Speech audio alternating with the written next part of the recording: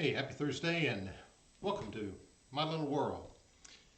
It's a pretty special day because it's a Thursday. Good enough for me. A lot of things going on. Well, let them set aside for just a moment. Come on in. Join me in my little world. I'm glad you're with me today. Let me share just a thought or two with you. Try to be as brief as we can in these things. Yet sometimes I rattle on a bit like I am right now. But seriously, I hope it gives you a little bit of something to chew on, to think about. Today I was thinking about how so many wonderful things can be tucked away in something that you hardly notice it's there, but while it's there, it is profoundly effective in its way. I'll tell you what I was thinking about. You know, Jesus talked about prayer. One time his disciples asked him, Lord, teach us to pray. Another time, he just offered it in the midst of that great message that we call the Sermon on the Mount. You know, Matthew 5, 6, and 7. If you're a reader of the Bible, you recognize that. In the midst of that, he talked about kind of empty prayers, and then he talked about when you pray, pray this way. And then he offered several lines. We've used it sometimes, referred to it as the Lord's Prayer. Children used to recite it at the beginning of a school day and so forth, back in the days when that was a little more allowable than it is today. Anyway, in the reciting of it, there's something that's there that ought to get our attention. It's verse 12. It's verse 12 of Matthew 6. For he says, and forgive us our debts, and here's the line, as we forgive our debtors. Some translations say trespasses, some even say sins. Some say wrongs, whatever they want to say. But you understand what it means. Let us be a people who are forgiving. Did you ever stop to think that one of the most powerful things that you have at your disposal is the power to forgive? To set aside something that may have been on your mind, may have bothered you, may have kept you away from someone. Forgiveness is an amazing power. But sometimes we think about it as something coming from someone else and so forth. I think about the song Reason to Believe, in that it says, if I gave you time to change my mind, I'd find a way to leave the past behind. Knowing that you lied straight-faced while I cried, still I look to find a reason to believe. Now the song has something in mind there, but I've often thought about how we're often searching for a reason to forgive. A reason to believe in people enough to give them the forgiveness. But forgiveness really isn't so much about the other person as it is about you. It's about learning how to deal with yourself.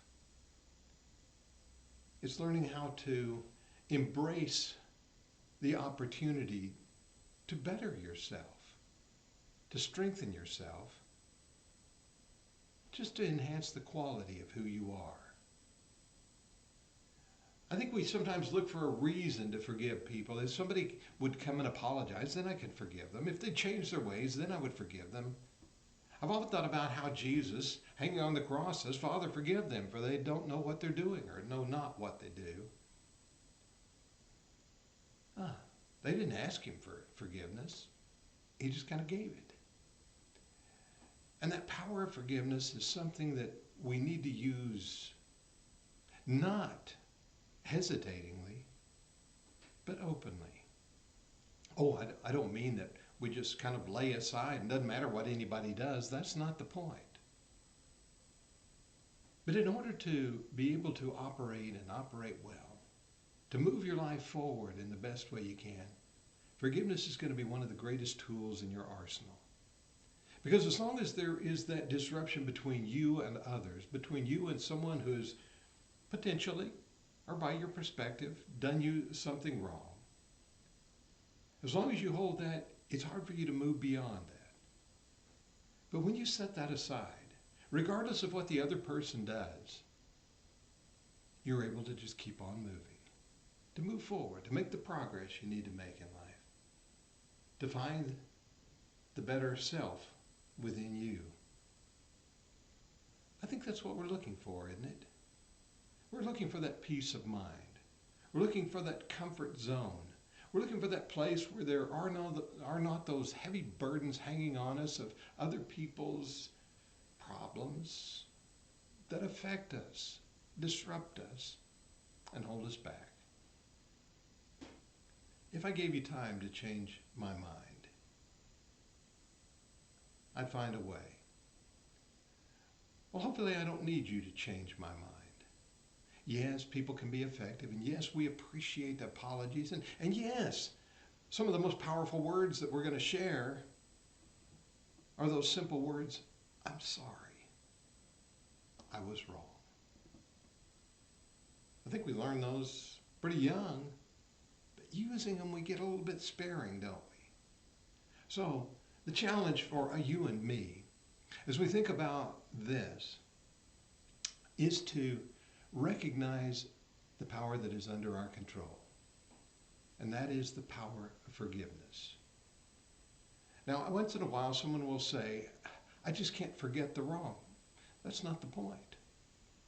It's not that we're able to reach into our brain with an eraser and wipe out something that's there. I wish I could get back some of the things that have escaped, but seriously, we're not able to reach in with an eraser and just wipe out something.